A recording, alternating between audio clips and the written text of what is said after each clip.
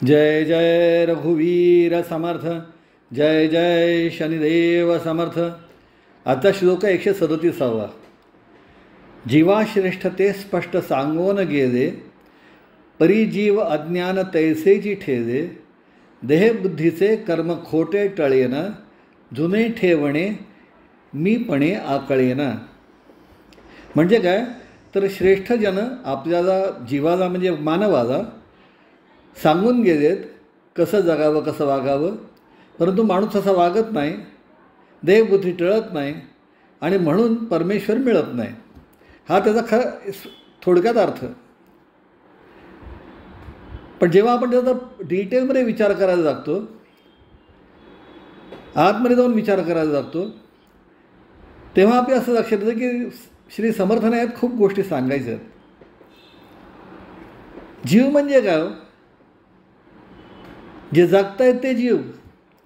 त्याने माणसं नाही म्हटलं, कारण माणूस पण जीवाचा माणसामध्ये रूपांतर व्हायला पण काही संस्कार लागतात. जो जगतोय तो जीव आणि जे मेले ते निर्जीव. आणि जे जगतायत ते माणसं कर्मदरिद्र्यासारखं जगतात की त्यांना आपल्या आयुष्याचं मोलच कळत नाही, आपल्या जीवनाचं आयुष्याचं मोल कळतच नाही. त्यांनाही कळतच नाही की महत्त्व कशाला द्यावं आणि कशाला देऊ नये. आणि त्यामुळे अनेक वेळेला ज्याला महत्त्व द्यायला पाहिजे त्याच्याकडे दुर्लक्ष होतं आणि ज्याला महत्त्व देण्याची गरज नाही त्याला जास्त महत्त्व दिलं जातं. आणि हे होण्याचं कारण म्हणजे एकच असतं की शरीराला कशाची गरज आहे हे पटकन कळतं, आत्म्याला कशाची गरज आहे हे लवकर कळत नाही. शरीराला भुकेची गरज आहे, जेवणाची अन्नाची गरज आहे. शरीराला भूक आहे, अन्नाची गरज आहे. शरीराला आरोग्याची गरज आहे, शरीराला शारीरिक सुखाची गरज आहे, शरीराला लागणाऱ्या सुखांसाठी पैशाची गरज आहे, पैसा मिळवण्यासाठी सत्ता संपत्ती अधिकार मिळवण्याची गरज आहे. हे सगळं म्हणजे शरीराला कशाची गरज आहे हे पटकन कळत असल्यामुळं तिकडे जास्त लक्ष दिलं जातं. आणि आत्म्याला ज्याची गरज आहे त्याने अडत नाही ना. असं वाटतं अडत नाही, अर्थात पण अडत नाही. म्हणजे परिस्थिती अशी आहे की आपण जे काही मिळवतो आहोत, आपण जे काही करतो आहोत ते पूर्वपुण्याई आहे हे आपल्याला शास्त्र सांगतं. पण ही आपली आणि आपल्या पूर्वजांची पूर्वपुण्याई, त्याला कुठे अकाउंटिंग नाही ना. बँकेचा बॅलन्स किती आहे, कमी जास्त झाला कळतो, ह्याचा कळत नाही. आणि त्यामुळे आपण फक्त पुण्याई खर्चच करत असतो आणि आपल्याला असं वाटत असतं की सगळं सोपं आहे, सगळं होत आहे, सगळं होत जाणार आहे. एखादा श्रीमंत आपल्या पोराच्या हातामध्ये सगळी प्रॉपर्टी देऊन जातो आणि चिरंजीव ते उडवायचं काम करतात आणि एक दिवशी भीक मागायला लागतात. तशीच परिस्थिती सामान्य माणसाची आहे. सामान्य माणूस असाच आहे की त्याला जे परमेश्वराने दिलेलं हे शरीर, हे आयुष्य आणि ह्या आयुष्यात आणि शरीराचा करायचा असणारा योग्य तो विनियोग हा कळतच नाही. तो कधी हा विचारच करत नाही की ह्या आयुष्याचा, ह्या वेळेचा, ह्या शरीराचा मी असा उपयोग करीन की ज्याच्यामुळे पुढच्या येणाऱ्या पिढ्यांना माझं जीवन हे मार्गदर्शक ठरेल. असा विचारच करत नाही. आजचा दिवस आला, खा प्या मजा करा, जैनीत राहा, संपला विषय. म्हणजे जे थोर मोठे सांगून गेले, जे संत सत्पुरुष सांगून गेले ते काही ह्यांनी ऐकलं नाही आहे का? असं वागणाऱ्यांनी ऐकलं आहे ना. अनेक वेळा आपण यांना बघतो, हे मंदिरात जातात, कुठेतरी तीर्थस्थानी जातात किंवा कुठच्या तरी सत्पुरुषांच्या समाधीवर जातात, तिथे डोकं टेकतात, नाक घासतात, आत्तापर्यंत काहीच केलं नाही ह्याच्यापुढे करीन असं म्हणतात आणि बाहेर पडले की परत तेच करायला लागतात. बदल काही येत नाही. कारण परिस्थिती अशी आहे की बदल नाही तर आपलं अडणार आहे असं वाटतच नाही ना. असं वाटतं चाललं आहे. जसं सगळ्यांना माणसं कारणं सांगतात, खरं खोटं कारणं सांगतात आणि आपल्याला पाहिजे तसं करून घेतात, तसं त्यांना वाटतं देवालासुद्धा अशीच खरीखोटी कारणं सांगितली चालतात असंच त्यांना वाटतं. आणि त्यामुळे आता ह्याच्यापुढे मी बदलणार आहे म्हणून सत्पुरुषांकडे गेले, आपल्या कुलपुरुषापुढे गेले, कुलदेवताकडे गेले की तिकडे गेल्यानंतर आता माझं आयुष्य बदलणार आहे, मी असं करणार आहे, मी तसं करणार आहे, माझा समाजासाठी असं करायचं वगैरे मोठ्या मोठ्या गोष्टी बोलतात आणि बाहेर पडले की त्याचं सगळं विसरून जातात. आणि म्हणून सगळ्यात महत्त्वाची गोष्ट अशी आहे की प्रायोरिटीज कळल्या पाहिजेत. आणि प्रायोरिटीज कळल्या पाहिजे म्हणजे सगळी पहिली प्रायोरिटी म्हणजे काय की आपलं आयुष्य आपण कशाकरता द्यायचं आहे हे पण आपल्याला कळलं पाहिजे. म्हणजे मी असं म्हणणार नाही, समर्थानेच म्हटलं आहे ना की प्रपंच करावा नेटका. त्यामुळे समर्थांनी प्रपंच सोडून द्यावा, त्याच्यावर निखारे ठेवावे आणि जा जंगलात सांगितलं नाही त्याने सांगितलं की तुम्ही सुखाने जगा. पण सुखाने जगा म्हणजे देवाकडे पूर्ण पाठ करू नका हो, परमेश्वराकडे पूर्ण पाठ करू नका, उपासनेकडे पूर्ण पाठ करू नका, आपल्या आत्मिक उन्नतीकडे पूर्ण पाठ करू नका. मग तुमच्यात जनावरात फरकच काय राहिला. त्यामुळे जनावरं पण जगतात, खातात, पितात, राहतात, त्यांनाही पिल्लं होतात, तीही मोठी होतात, एक दिवशी मरून पण जातात. मग त्याच्याने आपल्यात फरक काय राहिला. त्याच्याने आपल्यात मोठा फरक हा आहे की त्याला हा विचारच कधी डोक्यात येत नाही की मला काही मिळवायचं आहे आत्मिक दृष्टिकोनातनं. जनावरांना हे कळतच नाही की त्यांना आत्मिक दृष्टिकोनातनं काही मिळवायचं आहे. ते जे आहे त्याच्यातच राहतात, तसेच मरतात. पण माणसाला ह्याची जाणीव असते आत कुठेतरी की मी आलो आहे ह्या जगात, ते आलो आहे ते काहीतरी अचीव करण्याकरता आलो आहे, काहीतरी मिळवण्याकरता आलो आहे. आणि ते जे मी मिळवायला आलो आहे ते म्हणजे काय तर परमेश्वराला मिळवायला आलो आहे, माझ्या मनशांतीला मिळवायला आलो आहे. आणि मिळवायचं म्हणजे काय करायचं आहे, परमेश्वर कुठे जाम नाही आहे, परमेश्वर तुमच्यातच आहे, मनशांती तुमच्यातच आहे. पण ती कळली तर पाहिजे ना, समजून तर घेतली पाहिजे ना. आणि ते समजून घेण्यासाठी वेळ तर काढला पाहिजे ना. तो तुम्ही जोपर्यंत वेळ काढत नाही तोपर्यंत तुम्हाला कळणार नाही. आणि म्हणून जे श्रेष्ठ होते, जे आपले मार्गदर्शक होते किंवा आहेत, ते काय करतात तर ते आपल्याला सांगतात की अरे बाबा थोडा वेळ तरी शांत बसत जा, थोडं तरी चिंतन करत जा, मनन करत जा. तू काय करतो आहेस ह्याचं सीमावलोकन कर. आत्ता तू काय करतो आहेस त्याचा विचार कर, पुढे काय करायला पाहिजे ह्याचा थोडा तरी अभ्यास कर. आयुष्याला कुठेतरी एक शिस्त आण, बेशिस्त जगू नकोस. कारण बेशिस्त राहिलं तर काहीच होणार नाही, आयुष्य असंच निघून जाईल. आणि पुढचे लोक फक्त एवढंच म्हणतील की ह्याला अक्कलच नव्हती, कसं जगावं कळलंच नाही, आला तसा गेला. आणि तसं जर व्हायला नको असेल तर जे आपल्याला मार्गदर्शक सांगून गेलेत ना त्याचा आपण विचार करायला पाहिजे. आपण आपल्या आयुष्याचं मोल समजून घेतलं पाहिजे.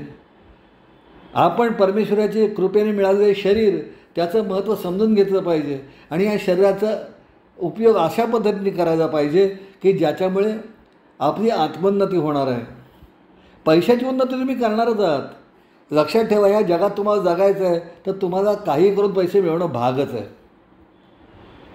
तुम्हाला या जगात जगायचं आहे तर तुम्हाला कपडा लत्ता पाहिजे, तुम्हाला जगात जगायचं आहे तर डोक्यावरती छत पाहिजेच. फुटपाथवर झोपायचं असं तरी डोक्यावर छत घ्यावं लागतं, कुठेतरी ताडपत्री तर ओढावीच लागते ना शेवटी.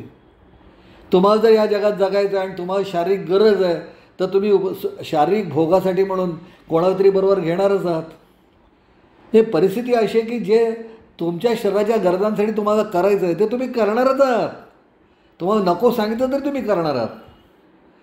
पण त्या शरीराच्या पलीकडे जाऊन जी आत्म्याची गरज आहे त्याच्यासाठी तुम्हाला कोणी सांगण्याची गरज नाही, तुम्ही विचारांते करण्याची गरज आहे. ऋषीमुनी किंवा संत सत्पुरुष तुम्हाला सांगतात हा त्यांचा मोठेपणा आहे. कारण ते मोक्षाला गेले, ते तरुण गेले, तुमच्यामुळे ते आणणार नाही आहेत. तुम्ही नाही गेलं तर त्यांचं आणणार नाही आहे. पण त्यांना असं वाटतं की अरे मी इथपर्यंत पोचलो, तेही आपल्यातच जन्माला आले, ते आपल्यातच लहानाचे मोठे झाले. कुठेतरी त्यांना असं वाटतं की माझ्याबरोबर असणारे, माझ्या यांच्यात मी लहानाचा मोठा आलो, तेही तो हा मानवी समाज हा जे जास्तीत जास्त प्रगत झाला तर आनंद होईल असं त्यांना वाटतं. ही त्यांची कृपा आहे, ही त्यांना असणारी आपल्याबद्दलची दया आहे, लक्षात घ्या. आणि म्हणून आपल्याला पुढे नेण्यासाठी म्हणून ते आपल्याला सांगतात की अरे बाबा मी तर पोचलो तर तुम्ही पण माझ्याबरोबर या. पण परिस्थिती अशी ते सांगून गेले पण आम्ही उठायलाच तयार नाही ना. अनेक वेळा आपण बघतो ना घरामध्ये बघतो की आपल्याला सकाळी उठून कुठेतरी जायचं असतं आणि कुठेतरी जायचं असतं म्हणून आपण आईला सांगून ठेवतो किंवा बाबांना सांगून ठेवतो किंवा बायकोला सांगून ठेवतो मला सकाळी उठव बरं का, मला सकाळी उठव असं सांगून ठेवतो. आणि सकाळी त्यांनी उठवायला सुरुवात केली, अरे उठ बाबा, की आपण ह्या कुशीवर त्या कुशीवर ह्या कुशीवर त्या कुशीवर होत राहतो, उठतो उठतो उठतो म्हणतो आणि उठत नाही. शेवटी ते विचार करतात की उठाय ते उठेल बाबा. तसंच संत सत्पुरुषांचं आहे, ते आम्हाला सारखे उठवत असतात, अरे उठ रे बाबा, उठ रे बाबा, जागा हो रे बाबा. पण आम्ही जागे व्हायला तयार नाही ना. प्रभू रामरायांनी अयोध्या ते कन्याकुमारी अगदी श्रीलंकेपर्यंत पायीच प्रवास केला हो. त्यांचा पायाचा स्पर्श काय कमी दगडांना झाला, असंख्य दगडांना झाला, पण एकच दगड उद्धार झाला आणि तो म्हणजे अहिल्याचा. कारण रामरायांनी पायाचा स्पर्श जरी केला, रामरायांचा पदस्पर्श जरी झाला, तरी उद्धार करून घ्यायची इच्छा त्या दगडाची पाहिजे ना. तर दगडाचीच इच्छा नसेल तर रामराय काय करणार. तसं परिस्थिती अशी आहे की जीवाश्रेष्ठ ते स्पष्ट सांगून गेले. ह्या जीवांना ते श्रेष्ठ म्हणजे मार्गदर्शक सद्गुरू सांगून गेले. परिजीव अज्ञान तैसे जिठे. आम्ही आपल्या ह्या कुशीवर त्या कुशीवरतीच वळतो आहोत. आणि हे आम्ही का करतो आहे, कारण आम्हाला हे कळतच नाही की आत्मबुद्धी निराळी आणि देहबुद्धी निराळी. हे आम्हाला कळतच नाही. आम्ही देहबुद्धीलाच आत्मबुद्धी समजतो आणि त्यामुळे देहाच्या सुखासाठी लागणाऱ्या अशा सगळ्या गोष्टी करताना आम्हाला असं वाटतं आणखी निराळ करायची काय गरज आहे. पण एक लक्षात ठेवा, तुम्हाला मिळणाऱ्या म्हणजे ह्या नश्वर जगामध्ये मिळणाऱ्या गोष्टीसुद्धा पुण्याशिवाय मिळत नाहीत. हे लक्षात ठेवा. आपण जे म्हणतो ना की सत्ता संपत्ती अधिकार सगळे हे नश्वर आहे, पण या नश्वर गोष्टीसुद्धा पुण्याशिवाय मिळत नाहीत. तर शाश्वत परमेश्वर पुण्याशिवाय मिळणार आहे का. तर शाश्वत परमेश्वराला म्हणजेच जुने जे आहे, लक्षात ठेवा. म्हणून मी नेहमी सांगतो की जुनं काय, तर जुना परमेश्वर आहे, जुनी नियती आहे, जुना काळ आहे, जो अनंत काळापासून चालत आला आणि पुढे अनंत काळ चालणार आहे. अनादि अनंत असणारा जो काळ आहे तो जुना आहे. परमेश्वर जुना आहे आणि म्हणूनच आत्मा जुना आहे. कारण हा आत्मा आत्ता हे नाव आहे, अजून ह्याच्यापूर्वी किती जन्म झाले कोणाला माहिती आहे आणि पुढे किती जन्म होणार ते कोणाला माहिती आहे. आणि म्हणून शरीर नवीन आहे, आत्मा जुना आहे. आणि म्हणून हा जो जुना आहे ना, ह्या जुन्याला जर ओळखायचा असेल तर मीपणा सोडणं गरजेचं आहे. आणि जोपर्यंत मीपणा सुटत नाही ना, तोपर्यंत तो आकळणार नाही, म्हणजे कळणार नाही. आणि म्हणूनच काय व्हायला पाहिजे, तर जे आपल्याला मार्गदर्शक सांगून गेलेत त्याप्रमाणे आपण करायला पाहिजे.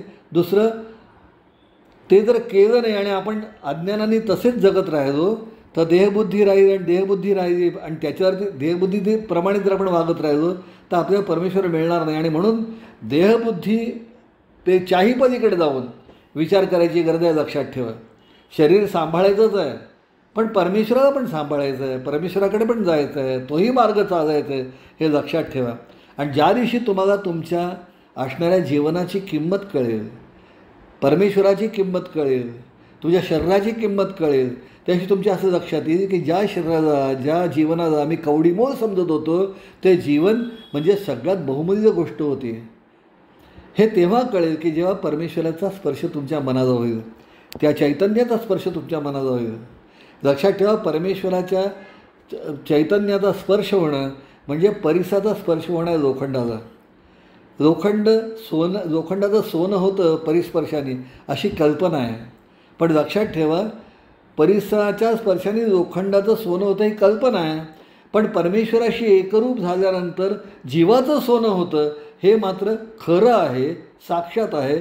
याचा मी स्वतः अनुभव घेतलेला आहे. आणि म्हणून जर तुम्हालाही तो अनुभव घ्यायचा असेल तर ह्या श्लोकात सांगितल्याप्रमाणे प्रायोरिटीज ठरवा.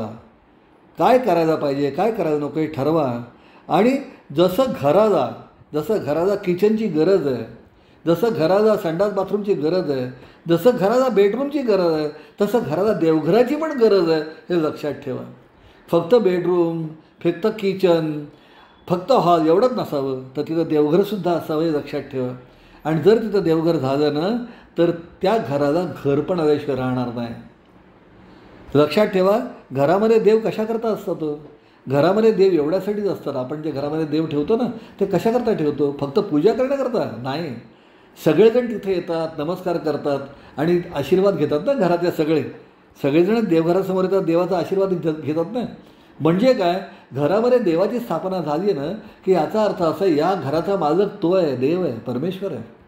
आणि या घरातला प्रत्येक जो सभासद आहे हा त्याच्या आज्ञेनुसार वर्तन करणार आहे.